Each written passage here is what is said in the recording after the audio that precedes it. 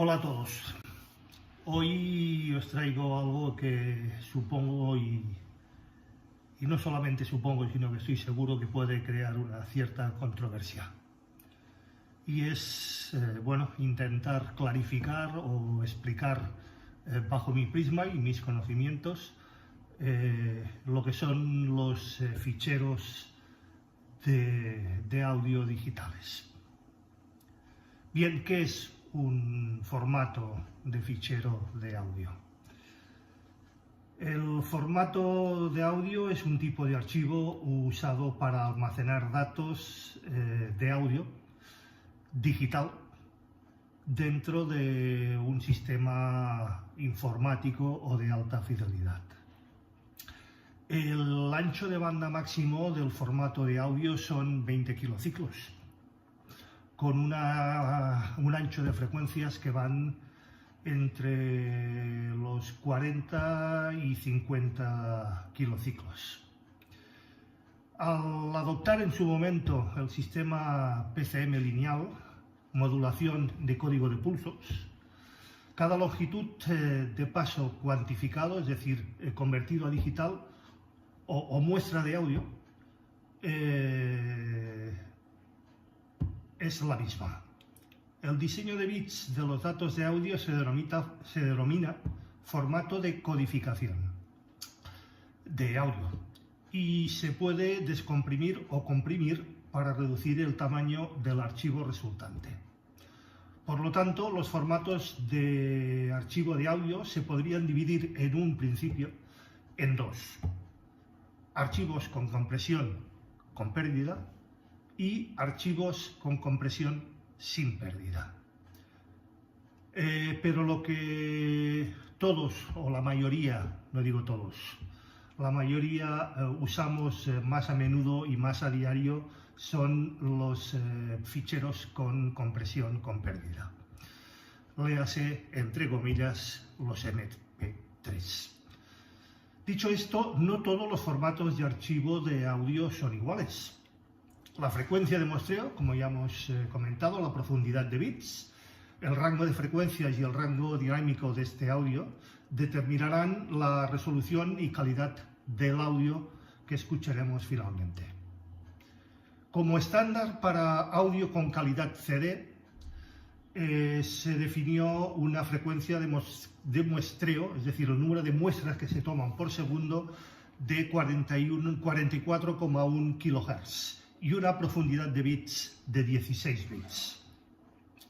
Cualquier cosa por debajo de estos valores no se puede considerar un fichero de alta resolución o de alta calidad. Muchos formatos de audio utilizan configuraciones inferiores a lo que se considera HD. Empecemos. ¿Qué es la profundidad de bits? Podemos pensar en la profundidad de bits como la resolución de cada muestra digital tomada. Cada dígito binario se llama bit. La profundidad de bits, o bit depth, determinará con qué precisión podemos definir la amplitud. Por ejemplo, si solo tuviéramos un bit, las dos únicas definiciones posibles, evidentemente, serían 0 o 1, es decir, activado o desactivado. Con más bits podemos agregar más valores y más precisión en la amplitud de la muestra de la señal analógica que vamos a capturar. Las profundidades de bits más comunes con las que nos podemos encontrar son las de 16, 24 y 32 bits en coma flotante. Así denominamos. 16, 24, 32 bits en coma flotante. Evidentemente, cuanto mayor sea este número, mayor margen dinámico vamos a obtener. Sin embargo, la diferencia entre 16, 24 y 32 bits es más amplia de lo que en un principio nos pudiéramos pensar. Entonces, pregunta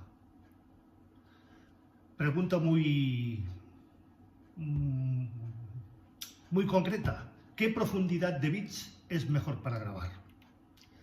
Tenemos que tener en cuenta, en este caso, algunas cosas. La calidad de audio o resolución, el tamaño de datos y el formato de reproducción. Cuando mayor sea, como hemos dicho, la profundidad de bits, mayor resolución tendrá el audio digital conseguido. Y otra pregunta también al caso, entonces, ¿por qué no grabar todo en 32 o incluso en 64 bits? Pues, por un lado, la resolución más alta significa tamaños de ficheros exponencialmente más grandes y, evidentemente, un uso de las CPUs que los tratan muchísimo mayor, pero no lo suficiente como para marcar una diferencia notable al grabarlos. Cuando las ondas de sonido provenientes de micrófonos, de mesas de mezclas, se convierten de analógicas a digitales en los estudios de grabación o en el ámbito doméstico y entran en lo que denominamos DAW o Workstations de audio digital, Pro Tools, por ejemplo, entran en una profundidad de bits de 24 bits por defecto. La profundidad de bits por encima de este valor solo se suele utilizar una vez que se introducen algún tipo de procesamiento adicional en el fichero. Por último, también hay que tener en cuenta que al masterizar y exportar la mezcla requerirá una reducción en el número de bits por cuestiones técnicas propias de los medios a los cuales vamos a dirigir los ficheros de salida. Para ahorrar espacio, los formatos de reproducción, como por ejemplo el CD, a menudo se limitan a 16 bits. Por lo tanto, todo lo que grabes por encima de esta resolución estará sobrepasado para adaptarse a espacios pequeños como la capacidad de los CDs. Otro dato más, ¿qué es el sample rate? Los sistemas de AV, como hemos dicho, las estaciones de trabajo digital, toman estas medidas a una velocidad llamada de frecuencia de muestreo o sampler, medida en kilohertz. En la mayoría de estas estaciones encontraremos una frecuencia de muestreo que es ajustable al gusto y a las necesidades de cada ingeniero de audio o de mastering. Este ajuste puede controlar la frecuencia de muestreo de cada uno de los proyectos. Las opciones promedio que se suelen utilizar están entre los 44,1 que ya hemos mencionado y los 48 kHz, que pueden parecer un poco aleatorias, pero realmente no lo son. La frecuencia de muestreo determinará el rango de frecuencias capturadas en el fichero digital. Para medir la frecuencia de una onda sinusoidal, una onda analógica, necesitaremos, por lo tanto, detectar y definir un ciclo. Un ciclo completo de cualquier onda corriente están determinados por una parte positiva y por otra negativa. Para conocer la duración de este ciclo, o lo que se llama longitud de onda, que nos lleva a lo que es la frecuencia de cada una de estas ondas, necesitaremos detectar estas dos etapas, la que ya hemos dicho, la parte positiva y la parte negativa.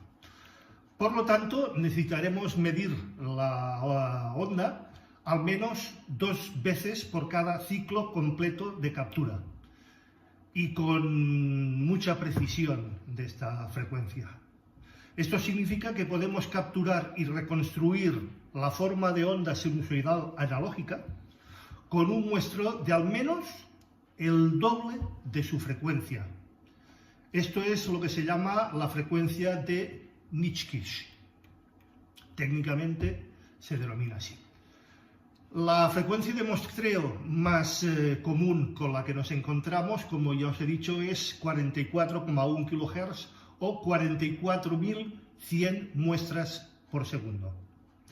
Este es el estándar en la mayoría de audio de consumo, utilizado también en los formatos como los CDs.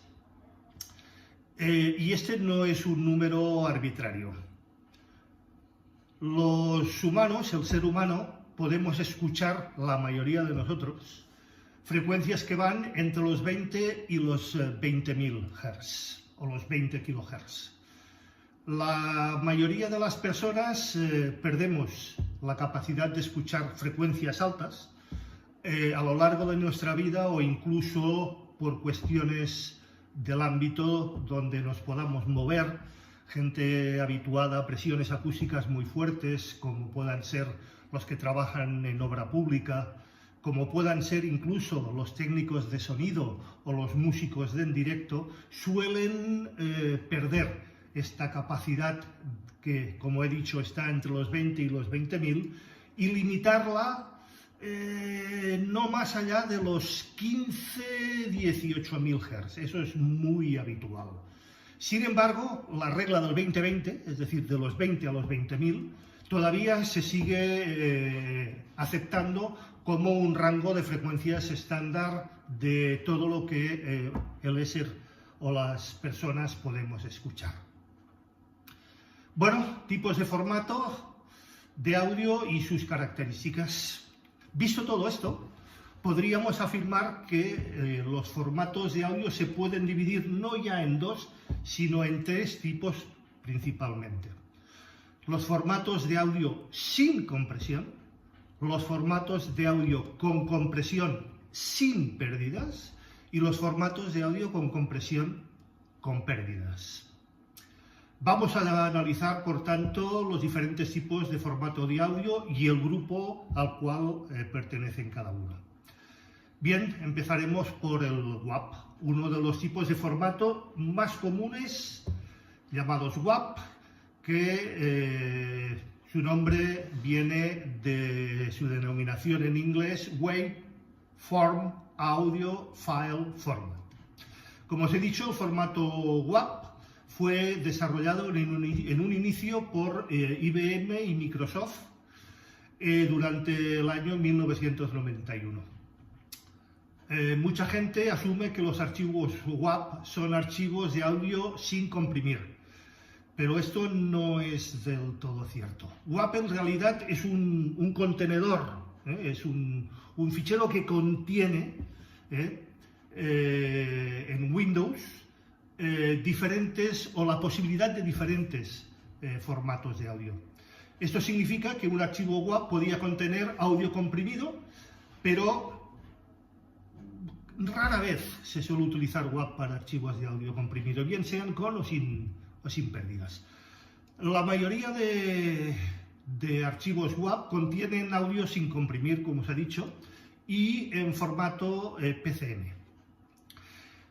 Como os he dicho, el archivo WAP es un contenedor que utiliza codificación PCM, lo que lo hace más adecuado, incluso desde sus inicios fue concebido para sistemas bajo formato Windows. Aunque actualmente la mayoría de sistemas Mac, incluso en otros sistemas operativos, soportan sin ningún tipo de problema los archivos WAP. Bien, pasemos al siguiente, los archivos AIF. AIF es otro de los tipos de formato de audio, de su nombre en inglés, Audio Interchange File Format. Similar a como he dicho, IBM y Microsoft desarrollaron los archivos WAP para Windows. AIF fue creado y desarrollado por Apple para los sistemas Mac a lo largo de 1988. De forma similar a los WAP, los archivos AIF pueden contener también, son contenedores y pueden contener también diferentes tipos de formato en su interior. Por ejemplo, hay una opción o un contenedor de ficheros AIF que se llama AIF-C, y otra versión llamada Apple Loops, que utiliza, por ejemplo, el software GarageBand o Logic Audio, que utilizan este AIF-C. Ambos se han de una manera u otra utilizan esta extensión .aiff. La mayoría de estos archivos contienen audio sin comprimir también en formato PCM. Como he dicho, están pensados en un inicio para los sistemas que trabajan bajo sistemas operativos de Apple, Macintosh, pero al igual que los WAP, estos archivos pueden ser en la actualidad leídos por cualquier sistema bajo entornos Windows, incluso otros sistemas operativos como podrían ser Linux, etc.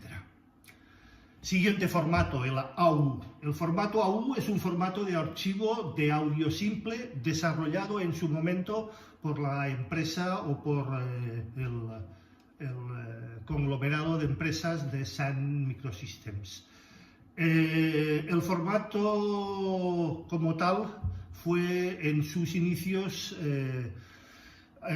desarrollado y pensado para su utilización en los entornos de páginas web en Internet. Originalmente no tenía lo que se llama encabezado, siendo simplemente datos codificados, atención, a 8 bits y con una frecuencia de muestreo de 8K. Como hemos dicho, algo flojillo. Los archivos más recientes sí permiten encabezados y un fragmento de información opcional en su inicio y luego los datos como tal del archivo. Esto se llama formato Big Endian. Los archivos AU deben de tener una firma u etiqueta .snd, eso los diferencia, en su formato hexadecimal al principio de cada uno de estos archivos. Como he dicho, el formato AU tiene un encabezado que consta de 6 palabras de 32 bits sin firmar, y estos definen, como he dicho, su firma, el desplazamiento de datos, el tamaño de datos, la codificación, la frecuencia de muestreo y el número de canales que contienen. La suma de compensación de datos y el tamaño de datos da al archivo una longitud de audio concreta. Todos los valores de datos se almacenan en formato, como he dicho, Big Endian, y el byte más significativo siempre va primero. Información muy técnica para los que tengáis estos conocimientos. Para el resto, siento tener que entrar y ahondar tan profundamente, pero es lo que cada fichero como tal significa y nos puede aportar.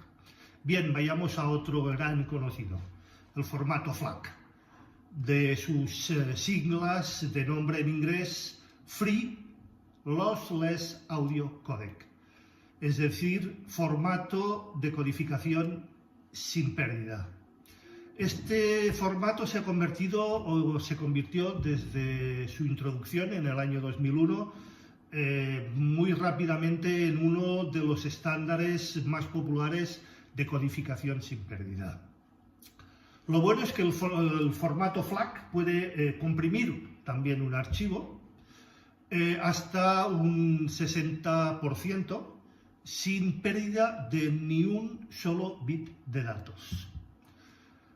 Lo que es aún mejor, el formato FLAC es uno de los tipos de formato de libre distribución o de código abierto, por lo que no imponen restricciones de propiedad intelectual. El formato FLAC es compatible con la inmensa mayoría de programas y dispositivos, y en estos momentos se puede decir que es la gran alternativa a los ficheros MP3. Con él básicamente obtienes una calidad completa de audio sin comprimir o comprimida, y que ocupan, como he dicho, entre el 50 y el 60% de su capacidad como fichero original, o el tamaño de su fichero original. Es por esto que muchos ven en FLAC uno de los mejores formatos de audio. Yo personalmente utilizo ficheros FLAC cuando he de convertir a digital sin compresión, a 24 bits y a 48 o 88,2 kHz en su codificación. Bien, pasamos a otro gran conocido, el MPEG-4.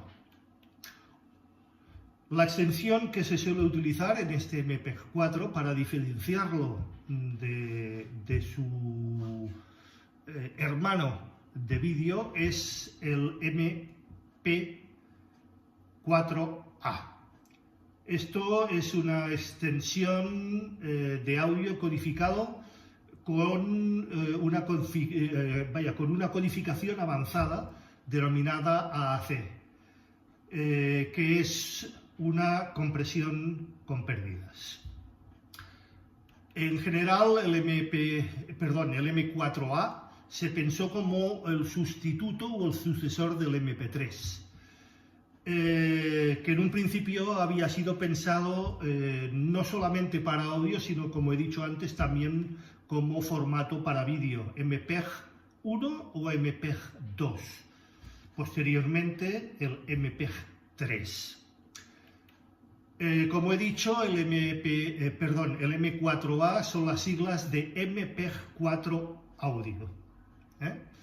La extensión M4A y MP3 se utilizan única y exclusivamente para formatos de audio y sus equivalentes MPEG-3 y MPEG-4 para formatos de vídeo.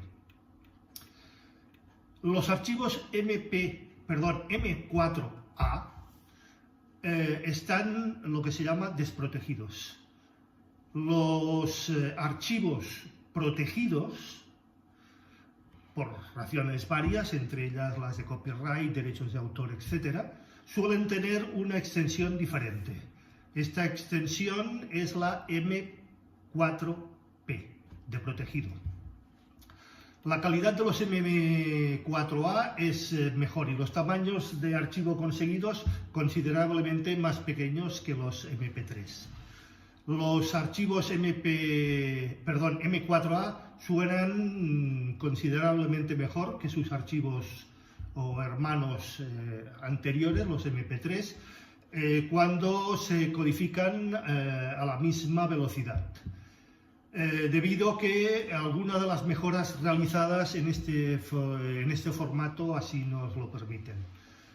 La compresión que se utiliza en estos ficheros es la compresión basada en la percepción. Si no está dentro de lo que es la percepción humana, los datos de sonido pueden perderse sin un efecto notable de la calidad, en teoría. El tamaño de bloque de cada muestra son de aproximadamente 120-128 muestras, en lugar de las 192 que se utilizan para señales cambiantes o transitorias, lo que permite detalles más precisos ahí donde lo necesitemos. Tamaños de bloque más grandes también se pueden utilizar tamaños de 960 y 1024 frente a los de 576 que utilizan los MP3, lo que nos permite menos datos o más datos según la necesidad y la complejidad y la calidad que queramos conseguir.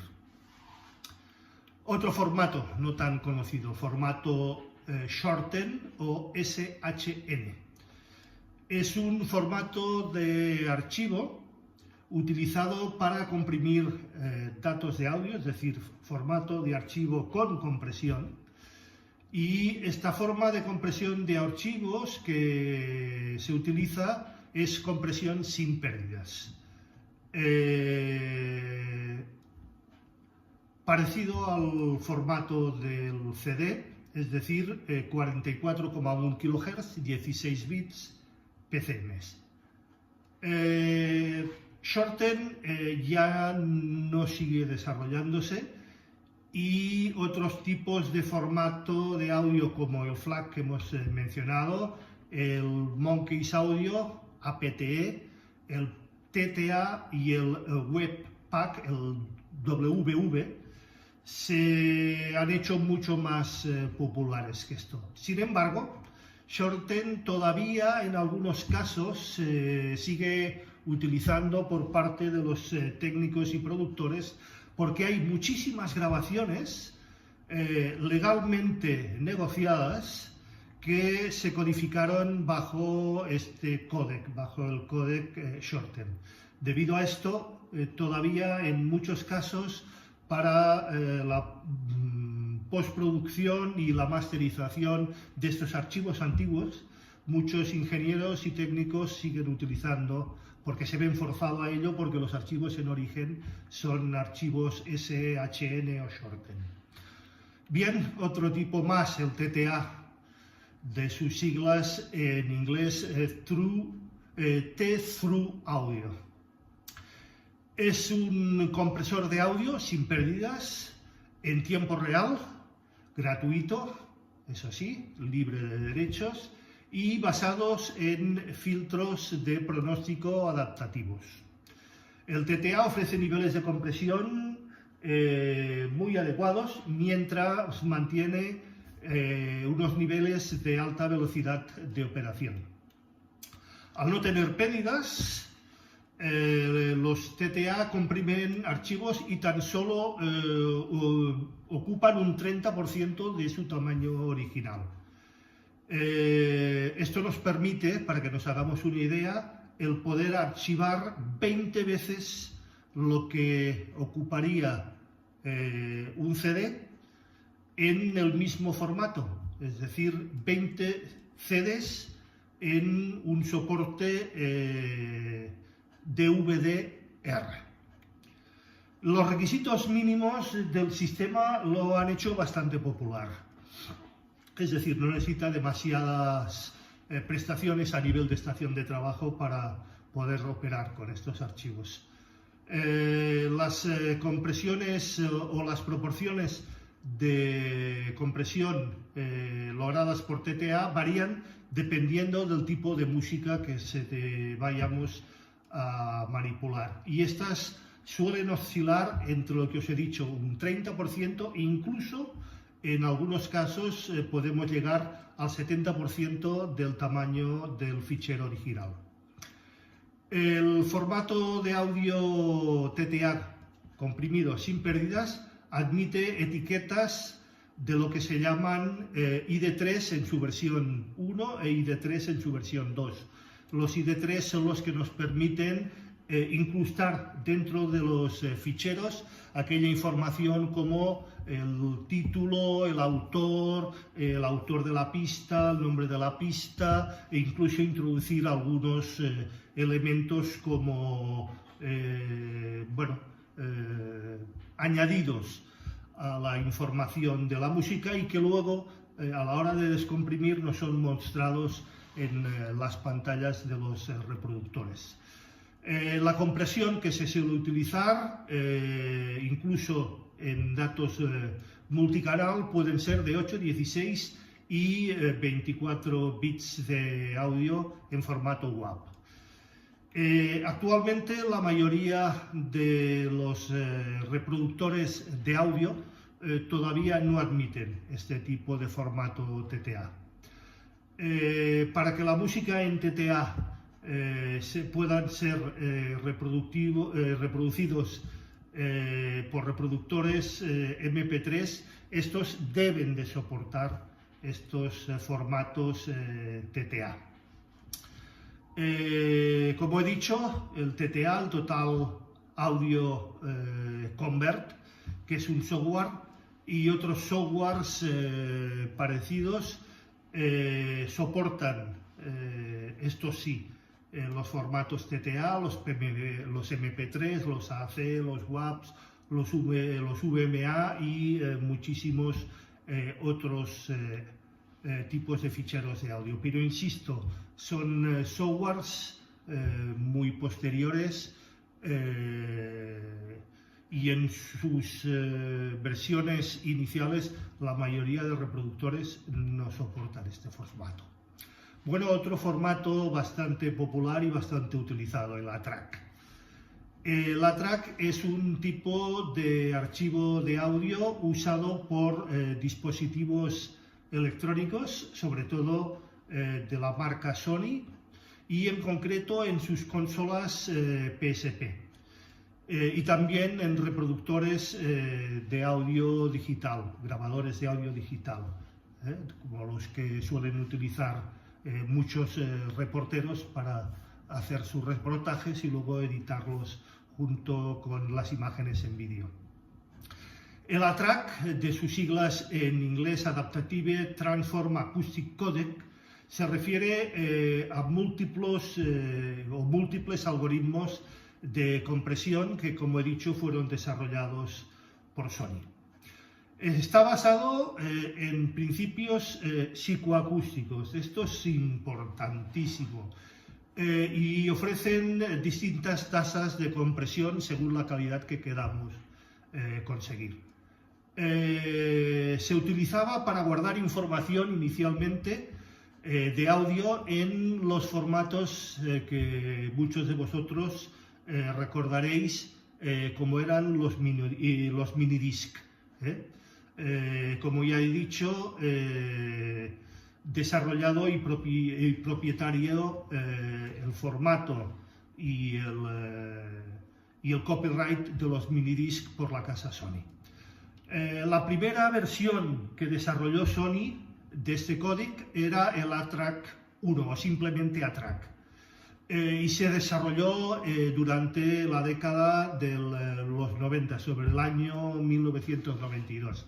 Y conseguía comprimir la información de audio aproximadamente a una quinta parte de lo que ocupaba el mismo fichero en formato CD. Realmente fue un gran avance. Asimismo, esta tecnología no ha dejado de utilizarse y de evolucionar, y sus versiones más recientes, más actuales, son el ATRAC 3 y el ATRAC 3 Plus, que aparecieron durante 1999 y 2002. Ofrecen niveles de compresión muy superiores, llegando incluso entre un 10 y un 5% tan solo de lo que ocuparían sus equivalentes en formato CD, es decir, una compresión realmente importante. El hecho de reducir los datos de audio manteniendo una calidad suficientemente buena en estos formatos ha permitido grabar más temas en los diferentes soportes de almacenamiento y de reproducción, cambiando de manera sustancial cómo escuchamos actualmente la música. Otro formato también muy conocido, el Apple Lossless o ALAC, de sus siglas en inglés, Apple Lossless Audio Codec. Es decir, estamos hablando ya de un códec sin pérdida. Fue desarrollado por Apple, como he dicho, durante el año 2004, como formato en un principio propietario. Pero luego, más tarde, Apple decidió liberarlo y darlo como código abierto durante el año 2011, si no creo mal. ALAC a veces se conoce como Apple Lossless, es decir, Apple sin pérdidas. Si bien es un formato de ficheros bastante bueno, es un poco menos eficiente que otros tipos de formato como puedan ser el FLAC, cuando ambos se utilizan con compresión. Como ya he mencionado, yo en concreto utilizo FLAC sin compresión. Sin embargo, los usuarios de tecnología y de equipos Apple no tienen realmente la opción de utilizar estas dos opciones, es decir, comprimir o no comprimir.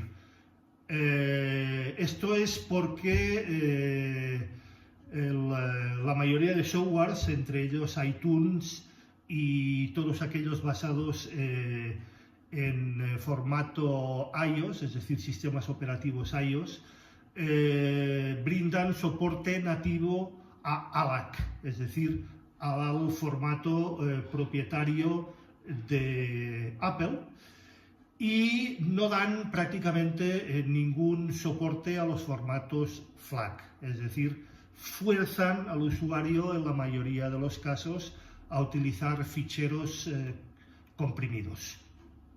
Bien, vayamos a la gran estrella, al MP3. Sin duda es uno de los formatos más utilizados, más conocidos, más difundidos actualmente en el mercado. Como ya os he dicho antes, MP3 viene de sus siglas del inglés MPEG-1 Audio Layer 3. Fue lanzado en 1993 y explotó su popularidad, convirtiéndose finalmente, como ya os he dicho, en uno de los formatos de audio más populares a nivel mundial. El objetivo del MP3 era y es triple: eliminar todos los datos que existen más allá del rango dinámico auditivo, como os decía antes, esos de 20 a 20.000, que son los que pueden oír cualquier persona, entre comillas, normal. Por otra parte, reducir la calidad de los sonidos que no son fácilmente audibles. Y por lo tanto, comprimir todos los datos del audio de forma digital de la manera más eficiente posible. Es decir, premia la eficiencia a la calidad. Casi todos los dispositivos digitales actualmente hoy en día en el mundo son capaces de reproducir y de leer e incluso de grabar en formato MP3. Tanto si estamos hablando de un PC, como de un Macintosh, como de un teléfono móvil Android, iPhone, incluso también televisores Smart TV son capaces de reproducirnos este formato mediante llaves o dispositivos USB. Por ello, evidentemente, se ha convertido en el más conocido y el más empleado actualmente en dispositivos de uso común y por el gran público. Bueno, pasemos al siguiente, el Vorbis, no tan conocido. El Vorbis es un formato que se conoce por sus siglas OOG, pero OOG en principio no significa nada. En realidad no es ni siquiera un formato realmente de compresión. OOG, como os he dicho, forma parte de aquellos ficheros multimedia que son contenedores. Esto quiere decir que en su interior pueden albergar todo tipo de formatos, tanto en compresión como sin compresión. Los ficheros con compresión son los que normalmente se utilizan mayormente en este formato Vorbis. De ahí que estos archivos de audio se llamen archivos OOG Vorbis. Vorbis los lanzó por primera vez en el año 2000 y su popularidad creció debido básicamente a dos razones. La primera es que se adhiere a los principios del software de código abierto, es decir, sin tener que pagar royalties, y se desenvuelve pues significativamente mejor que cualquier otro formato con compresión con pérdidas, como puedan ser los MP3 AAC, de forma nativa y muy bien en aquellos equipos en los que mayoritariamente se utilizan estos formatos, ficheros, sistemas operativos de formato abierto, como puedan ser el Linux, como puedan ser el Unix, como puedan ser Ubuntu, etc. De ahí su popularidad. Bien, siguiente formato, el Mousepack. El Mousepack es un formato de audio con compresión, con fuerte énfasis no ya en la compresión, sino en su calidad. No es un formato de compresión sin pérdidas, pero está diseñado para ser transparente y por lo que incluso lo que puedes escuchar no difiere mucho del formato WAV original. Incluso de los archivos MP3, de los cuales incluso se genera un fichero mucho más pequeño. Se basa también en algoritmos, como hemos dicho antes, MPEG Layer 1 y MP2, pero desde 1997 se ha desarrollado este formato de forma muy rápida y con enormes mejoras, y actualmente se encuentra en una fase muy avanzada que lo confiere como un código abierto, altamente optimizado, donde premia la calidad a la compresión y además libre, como he dicho, de patentes. Mousepack es un formato de tasa de bits permanente, variable, y que no funciona en una tasa de bits constante. Es decir, la tasa de profundidad de bits es variable, no pudiendo utilizarse en tasa de bits constante. Una gran parte de la calidad de Mousepack proviene de su manejo de esa tasa de bits, como he dicho, altamente variable, y da como resultado una tasa de bits muy baja y menos exigente que audios con tasa de bits más alta. Esa tasa de bits más alta solamente se utiliza allí donde es necesario. Esto permite que los archivos MPC sean, como he dicho, más pequeños y no pierdan los bits más valiosos, es decir, ahí no lo necesitan, comprime más, allí donde lo necesitan, comprime menos, de ahí la tasa de bits variables de forma constante. Después de todo, el propósito de este codificador de audio con pérdidas es proporcionar, como he dicho, la máxima calidad posible con el máximo tamaño posible. Este es el leitmotiv y la forma o mentalidad que tiene Mousepack de utilizar su formato de fichero. Bueno, pasemos al siguiente, el AAC. AAC, de sus siglas en inglés Advanced Encoding Audio, fue desarrollado en 1997 como sucesor del MP3. Si bien se popularizó,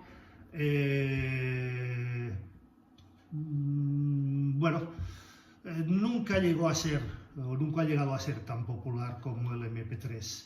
El algoritmo de la AAC es mucho más avanzado y mucho más técnico que el MP3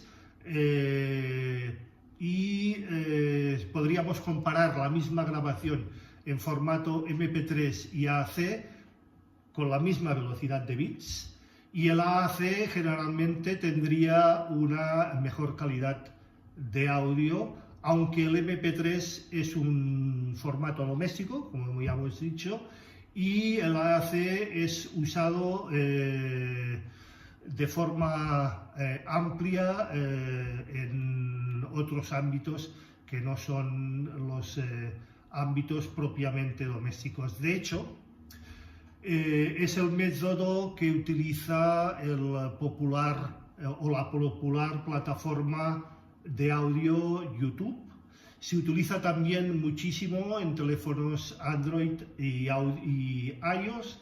Se utiliza también en algunas versiones más actuales de iTunes. Se utiliza en las consolas Nintendo y PlayStation. Pero insisto, no es tan popular como el MP3. Se reduce bastante al ámbito en este tipo de plataformas y de elementos. Otro formato más popular, el VMA. Otro de los tipos de formato de audios realmente más comunes. VMA viene de las siglas en inglés Windows Media Audio. Eso ya nos indica de quién está por medio. Fue lanzado por primera vez en 1999 y ha pasado por varias evoluciones y cambios, siempre utilizando la misma extensión, es decir, WMA. Como ya os he dicho, y es fácilmente deducible, es un formato propietario de Microsoft. Al igual que AAC y OG, VMA está destinado a abordar algunos de los fallos que en su momento Microsoft consideró y evaluó en la compresión de MP3, y esto dio como tal un enfoque al VMA como formato de compresión, pero con una idea muy similar a las ya mencionadas en AAC y OGG. Esto quiere decir que premia la calidad de compresión objetiva, al igual que el VMA, y esto da unos formatos de fichero mejores que el MP3. Pero dado que VMA es un formato propietario, como hemos dicho, de Microsoft, no demasiadas plataformas o elementos populares o el gran público admiten este tipo de formato, al igual que lo hacen los formatos AAC o OGG. Bien, otro formato más, el Opus, tampoco demasiado conocidos. El Opus se formó a través de las intersecciones de varios de otros proyectos de códec que unieron sus fuerzas. Y fueron realizados por el grupo de trabajo de ingeniería de Internet, sus siglas en inglés IETF, y pensando en desarrollar un códec de audio universal. Hace casi ya más de 10 años, el grupo de trabajo de ingeniería de Internet reconoció que Internet necesitaba un audio de códec único y robusto, que pudiera usarse para todos los casos en la transmisión de audio a través de Internet, desde llamadas de voz telefónicas hasta la distribución de audio incluso en vivo. Las especificaciones de Opus se presentaron en 2010, hace relativamente poco, y fueron estandarizadas bajo las normativas RFC 6716 durante el 2012. Como un estándar para Internet, fue adaptado y utilizado ampliamente en infinidad de navegadores y sistemas operativos, incluso de software de audio y de vídeo, de forma bastante popular y exhaustiva. El Opus como códec de facto se utiliza muchísimo en las comunicaciones de audio en forma de tiempo real o en tiempo real, es decir, videoconferencias y parecidos. Y más tarde fue cuando se forzó de forma obligatoria como parte de lo que se denomina el WebRTC. Una de las principales razones por las que Opus ha tenido tanto éxito es que obtiene un rendimiento más que excelente en multitud y variedad de entornos, como os he dicho, en todo aquello que significa comunicación de audio en tiempo real. Además, es un códec cuyo formato permite mucha flexibilidad en relación al ancho de banda que ocupa para su transmisión. En la mayoría de los casos, los usuarios que están en Internet tiran de esta posibilidad y lo implementan de forma predeterminada, utilizando un ancho de muestreo de 48 kHz. También permite, y así lo hacen, compresión del códec, y este códec permite la sincronización entre la entrada del audio y las condiciones con las que se encuentre en ese momento el ancho de banda de Internet. Es decir, se adapta automáticamente el códec cuando es capturado al ancho de banda y las condiciones más favorables en ese momento para su transmisión vía Internet. OGG. OGG es un formato de transmisión muy popular, como lo es también el VMA, pero aunque es también un formato de código abierto, no ha tenido la misma popularidad y aceptación que el MP3 o el AAC. Spotify, para que os hagáis una idea, utiliza este formato, el formato OGG, como su formato de audio predeterminado. El formato OGG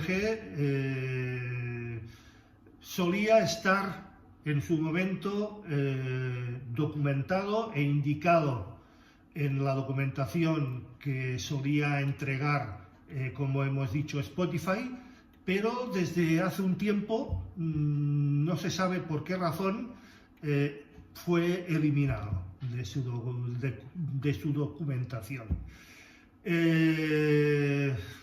Además, debido a su falta de compatibilidad, muchos usuarios generalmente suelen utilizar el MP3 cuando eligen el formato de salida de audio de esta plataforma, por ser un formato mucho más manejable y aceptados por ellos. Bien, vayamos a los formatos importantes actualmente. El DSD. El DSD, de sus siglas en inglés, Direct Streaming Digital. DSD se enfoca de una manera realmente diferente a todos los mencionados anteriormente. A mediados de 1990 se concibió originalmente como uno de los tipos de formato de audio más empleados para archivar antiguas grabaciones analógicas. Es decir, todo aquello que existía en masters analógicos, se decidió utilizar el DSD para convertirlos en masters digitales. Fue diseñado de una forma más simple y eficiente que el formato utilizado hasta entonces, que era el formato PCM. También es importante destacar que DSD fue diseñado para que fuera más fácil de convertir, si fuera necesario, a formatos PCM con frecuencias de muestreo, eso sí, múltiplos del formato inicial, que, como os he dicho, eran los 44,1 kHz. El principal atractivo del DSD fue su simplicidad y con ello lo económico que representaba su implementación a nivel de standalones o de dispositivos o softwares en los estudios de grabación y de producción o postproducción y de mastering. Necesita muchísimo menos procesador que los formatos PCM y se puede utilizar en DACs, en conversiones de audio digitales a analógicos, muchísimo más simples y menos costosos, aunque evidentemente en DACs mucho más potentes y mucho más costosos se producen calidades de audio susceptiblemente mejores. DSD utiliza un solo bit de información y toda esa información nos dice si la muestra que estamos utilizando es de la forma de onda analógica más óptima y más baja o más alta que la anterior. Con un solo bit se puede discernir si esa forma de onda analógica es más alta o más baja. En comparación con los más de 65.000 valores que necesita el formato PCM en su formato 16 bits. Os recuerdo, 44,1 kHz, 16 bits, PCM es lo que se utiliza en los formatos de los CDs. Los dos valores, es decir, 0 si la muestra de señal es menor o 1 si la muestra de señal es superior, frente a los 65.000 que necesita PCM. Las grabaciones realizadas o las conversiones realizadas en DSD son un estándar hoy por hoy y son relativamente más raras y menos utilizadas todavía que el PCM. Pero insisto, hay grabaciones DSD que sobrepasan a su formato equivalente en PCM en cuanto a calidad y se encuentran disponibles en muchos discos CD que incluyen los dos formatos, el formato PCM y el formato DSD. Otro formato que también está actualmente muy de moda, al cual yo no me adhiero y os comentaré también el porqué. El tan traído y llevado MQA. MQA, o de su nombre en inglés, Master Quality Authentificate. Yo digo Authentificate, de verdad. Este tiene como objetivo fundamental el intentar cambiar la forma en que todos disfrutemos de la música. Es un modo de capturar y almacenar los másters de las grabaciones originales, de ahí su nombre en inglés, MQA, como archivo lo suficientemente pequeños y manejables como para que se puedan descargar o transmitir sin los sacrificios sónicos tradicionales asociados a otros archivos comprimidos. Pero insisto, MQA son archivos comprimidos y con pérdidas. Al menos eso es lo que consta en su escasa documentación accesible para la mayoría de nosotros. Los creadores de MQA afirman que sus pistas utilizan un ancho de banda similar al requerido en las transmisiones de calidad CD, pero con una calidad de audio, según ellos, muy superior, facilitando a plataformas, por ejemplo, uno de los primeros en firmar y en utilizar MQA fue Tidal, por su relativa fácil manera de ser transmitidos sin demasiadas parafernalias técnicas ni desembolsos costosos. Los archivos MQA se pueden empaquetar dentro de cualquier otro contenedor. Como hemos dicho antes, hay formatos de fichero que son contenedores, pues estos formatos de ficheros contenedores pueden introducir en su interior la codificación MQA, entre ellos los FLAC, los web y los Apple lossless, es decir, formatos de compresión sin pérdida. Insisto, MQA, según reza en su documentación técnica, es un formato de compresión con pérdida. MQA, de forma curiosa, fue desarrollado por un fabricante de electrónica de high-end, en concreto Meridian Audio. Y debido a la falta, como he dicho, de documentación y de transparencia,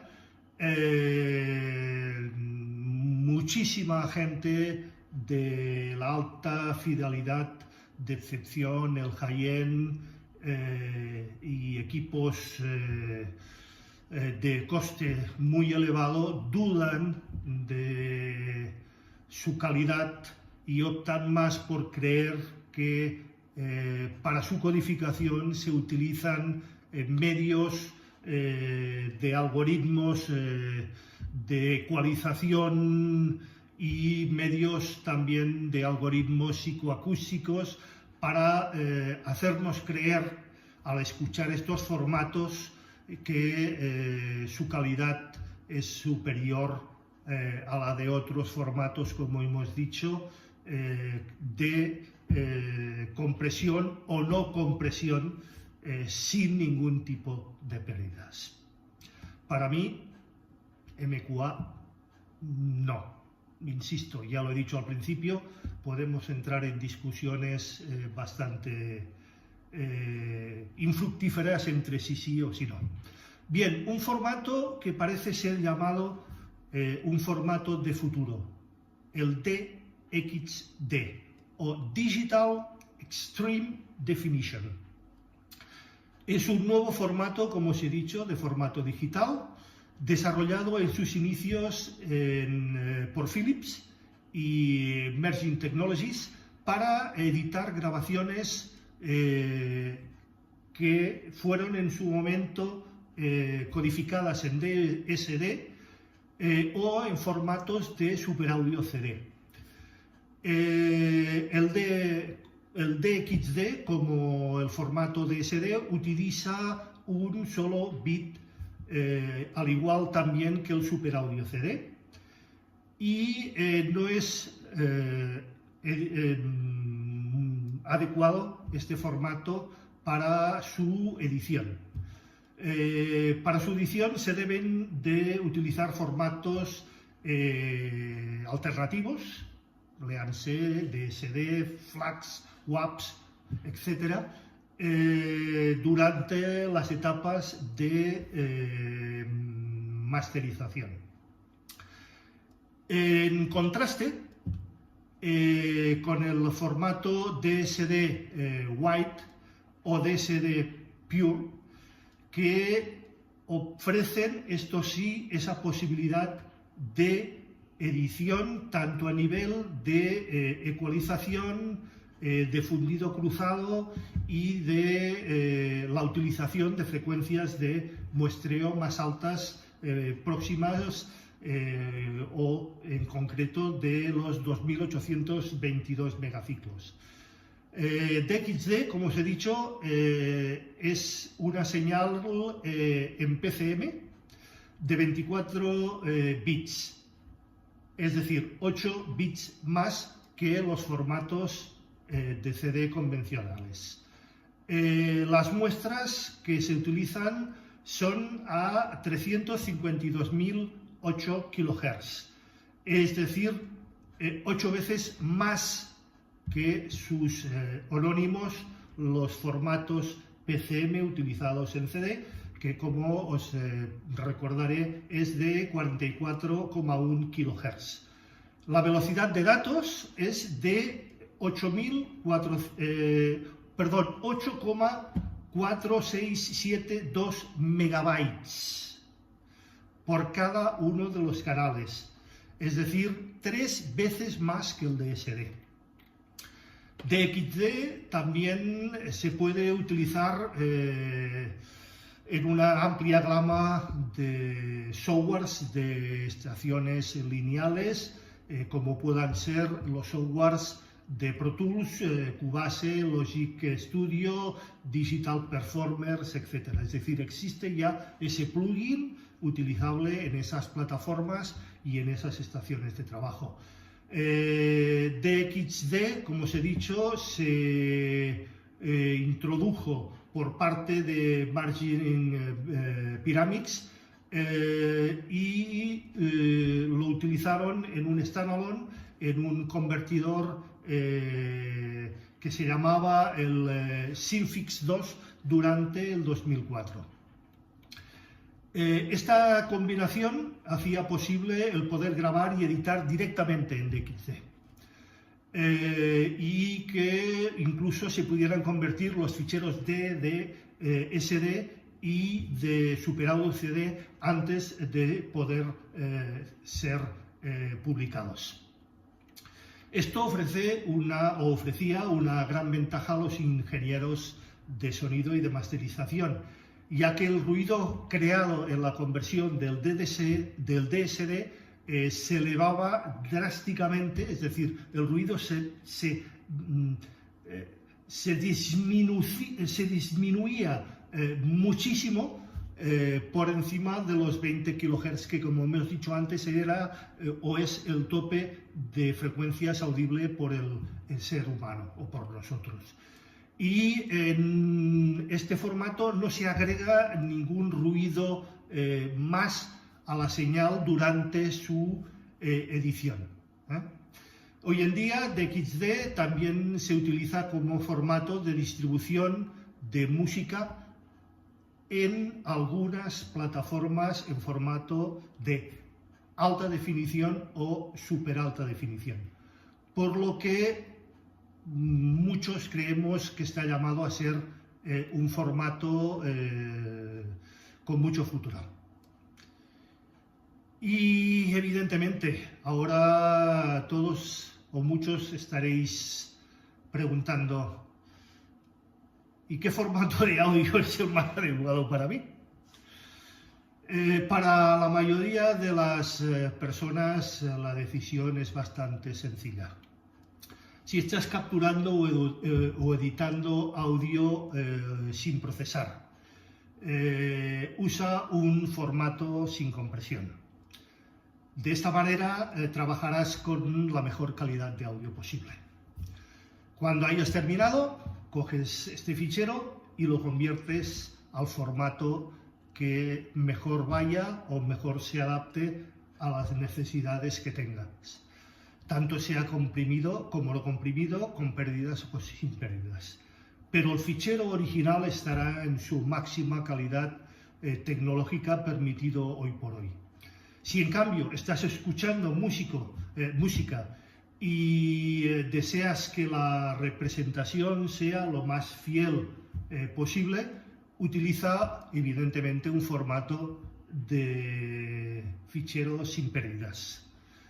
Esta es la razón fundamental, ¿no?, por la que la mayoría de los melómanos, entre los que me encuentro, y audiófilos, siempre luchamos y luchan por utilizar ficheros FLAC o ficheros DSD en lugar de los tan populares MP3.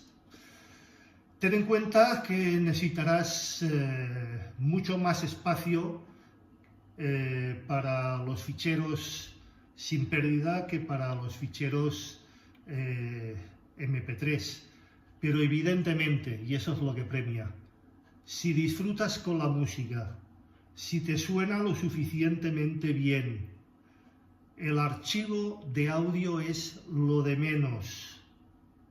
Es lo de menos. Utiliza aquel que mejor te vaya, que mejor te suene, dejándote y aparcando cualquier otra valoración o consideración. Te digo más, la mayoría de gente y de personas les es muy difícil de diferenciar un archivo con o sin pérdidas, os lo puedo asegurar. Para aquellos que deseamos la mejor calidad de reproducción de la música, los archivos en alta calidad y sin pérdida son los escogidos sin importarnos el tamaño y lo que nos vaya a ocupar en nuestros ordenadores, NAS o elementos que tengamos para escuchar y reproducir estos ficheros sin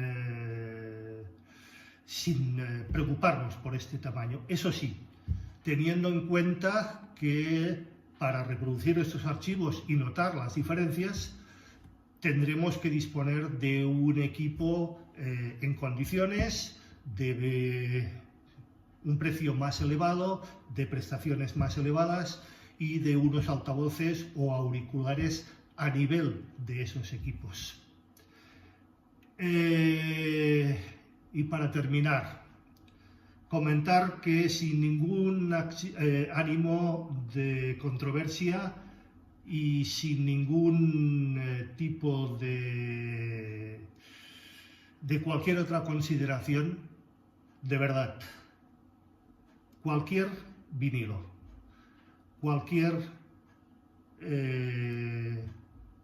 reproductor reel-to-reel o de bobina abierta, cualquier cassette, por muy elevada calidad que nos pueda dar, van a ser superiores a ningún fichero sin compresión. El digital puede darnos la misma calidad que esos vinilos, incluso los vinilos denominados de audiófilo. Pero estos vinilos de audiófilo jamás serán capaces de darnos la misma calidad de audio que los ficheros sin compresión mencionados de alta calidad. Y esto es debido a las limitaciones técnicas de estos elementos, de los vinilos, de los CDs, de los vinilos, de los reel-to-reel y de los cassettes. Y esto es debido a sus limitaciones técnicas, de la misma forma que lo son, como se me ha colado, las limitaciones técnicas en los CDs 44,1 y 16 bits, contra muchos más en los formatos o en algunos de los formatos sin compresión y sin pérdida. Pero insisto, no quiero entrar en discusiones baladís, infructíferas y que no nos llevan a ningún término. Y ya sabes, si te ha gustado si te ha gustado mi canal, suscríbete por favor, dale al like, compártelo con tus seres y entornos más próximos y recuerda, dale a la campanita, esa que sale de color gris, para estar al día de futuras y próximos posts. Gracias por escucharme.